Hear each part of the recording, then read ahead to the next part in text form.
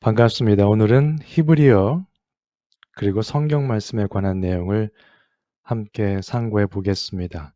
지난번에 히브리어에 관한 질문이 있어서 이렇게 어, 조그만 내용을 준비해 보았습니다.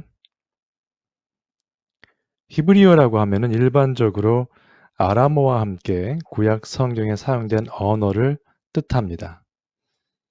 그 사실은 히브리어가 쓰여졌던 것을 고중학적인 증거들로 보면 늦어도 BC 1200년경부터는 쓰여졌던 기록들이 나오고 있습니다.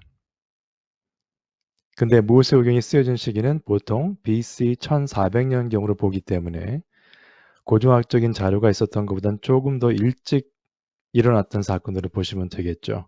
그러나 오리지널 버전이 없기 때문에 사본이 발견된 것으로 보시면 되겠습니다. 그러면 성경에서는 히브리란 단어가 어떻게 사용되었고 어떻게 등장했는지 한번 살펴보도록 하겠습니다. 히브리는 원래 민족이죠. 그러니까 이스라엘 민족을 뜻하는 단어로 사용되었는데요. 첫 번째로 등장했던 것은 창세기 14장이었습니다. 여기 보시면 도망한 자가 와서 히브리 사람 아브라함에게 알리니 아브라함의 이름이 바뀌기 전 일이기 때문에 초창기 아브라함에 일어났던 일들을 기록하고 있죠. 이때가 언제였죠? 아브라함의 조카 롯이 잡혀가고 이런 사건이 일어났을 때의 일입니다. 그때 아브라함이 아모리 족속 마므레의 상수리 숲을 근처에 거주하였더라 라고 나와 있습니다. 히브리 사람이라는 표현을 사용합니다. 아브라함을 지칭할 때. 그래서 아브라함 자손들이 히브리인이라고 불리게 된 것입니다. 그리고 창세기에 요셉의 예를 보시면 이렇게 나와 있습니다. 그 여인의 집 사람들을 불러서 그들에게 이르되 보라 주인이 히브리 사람을 우리에게 데려다가 우리를 희롱하게 하는도다. 보디발의 아내의 이야기죠. 히브리 사람 누굽니까? 요셉을 지칭하는 단어였습니다. 그래서 아람 그러면 아까 히브리처럼 아람이라고 하면 아람 사람을 말하는 것이고요. 그 사람들이 사용했던 것이 결국 아람어겠죠. 그래서 히브리어는 아람 사람 혹은 아람어와 밀접한 관계가 있습니다. 왜냐하면 신명기 26장에 보시면 이렇게 나와 있습니다. 내 조상은 방랑하는 아람 사람으로서 애굽에 내려가 거기에서 소수로 거류하였더니 거기에서 크고 강하고 번성한 민족이 되었는데 누굽니까 이것이 아람 사람 야곱의 식구들을 말하는 것이죠. 그래서 아람, 히브리 굉장히 밀접한 관계가 있다는 것을 기억하시면 됩니다. 그리고 실제로 알파벳도 아람어와 히브리어는 거의 동일합니다. 그래서 아람 사람이라고 하는 것은 그분들이 썼던 것이 아람어라고 보시면 되겠죠. 그럼 어떻게 이것을 알 수 있는가? 왜 이렇게 가까운 관계가 있는가?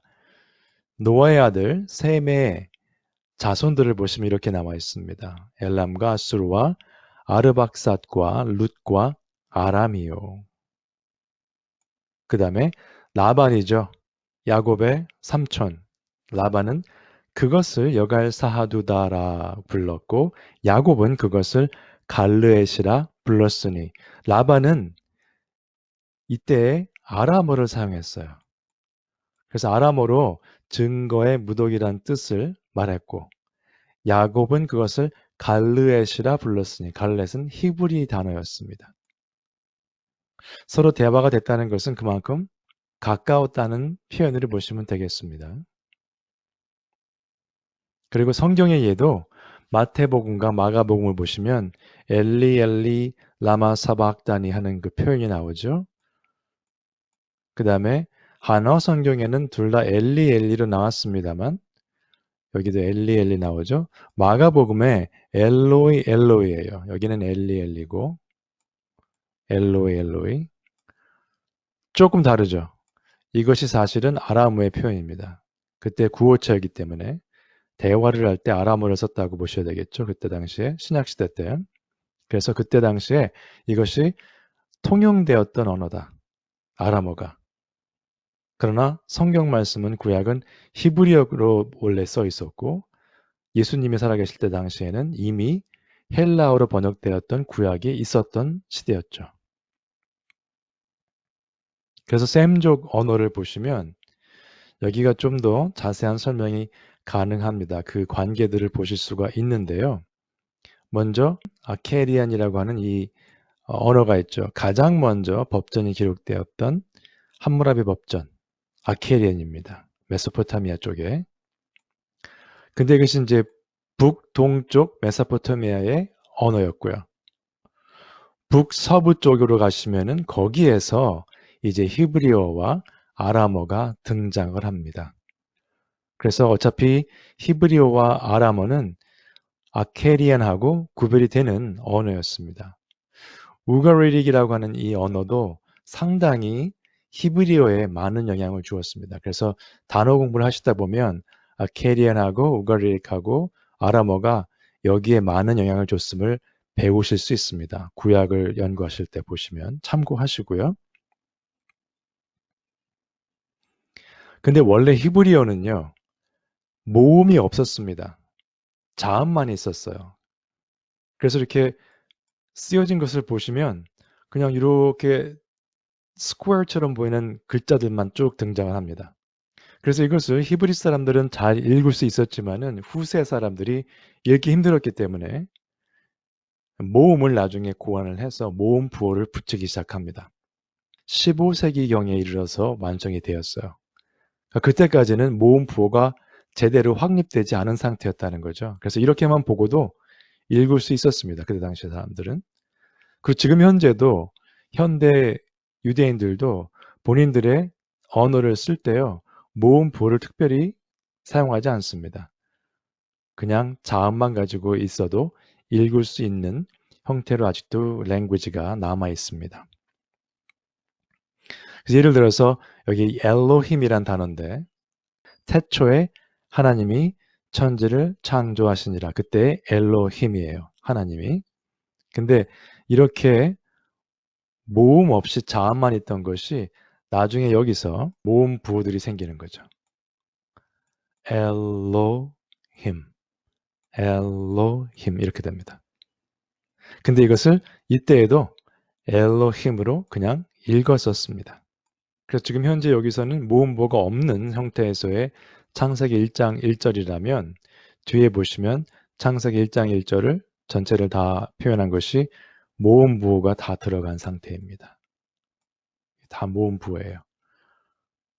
점이라든가 뭐 이런 것들이 이건 복합적인 이건 모음 부호입니다만 그래서 나중에 후대 사람들이 같이 읽을 수 있도록 편리를 제공한 것이죠. 그러면 구약은 히브리어로 써 있고 신약은 헬라어로 써 있다면 우리 크리스찬들이 과연 히브리어와 헬라어를 공부해야 되는가라는 질문을 할 수 있습니다.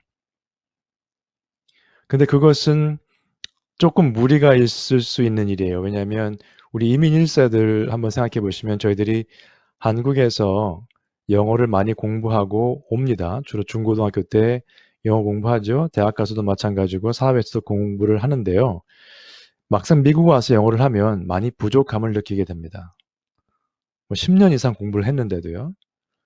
그런데 보통 목회를 하시는 목회자들이 신학 대학원을 가셔서 공부하시는 내용을 보시면 히브리어와 헬라어를 한 1년 정도씩 공부를 해요. 그러니까 2년에서 한 3년 정도 공부를 하는데 그 정도 공부에서는 사실 히브리어와 헬라어를 정확하게 깊이 있게 연구할 수 있는 수준이 될 수는 없지요. 그래서 대학원을 졸업하고 나서도 계속 꾸준히 공부하셔야 됩니다. 이민 온다고 해서 미국에 온다고 해서 다 영어가 잘 되는 것은 아니죠. 미국 와서도 계속해서 영어를 공부하셔야 개선하셔야 영어가 느는 것처럼 마찬가지 원리입니다. 신학 대학원을 나와서 목회를 한다고 해서 히브리어 헬라어를 안다고 볼 수는 없어요. 그렇다면 어떻게 하면 성경 말씀을 더 깊이 있게 깨달을 수 있을 것이냐?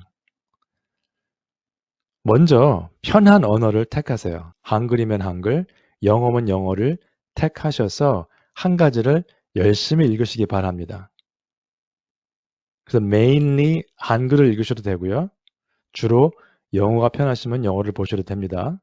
그런데 다른 번역과 비교를 하시는 것이 매우 도움이 됩니다.